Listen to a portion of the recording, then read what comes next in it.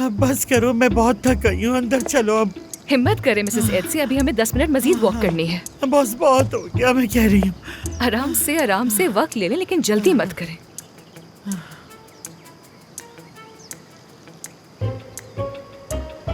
तुम अब तक यहाँ हो?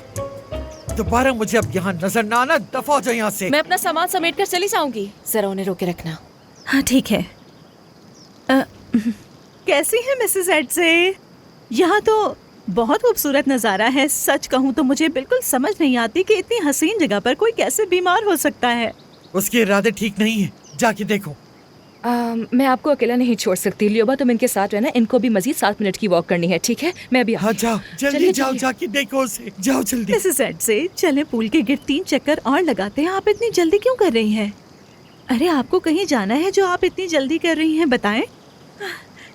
नहीं, नहीं चलना आपको।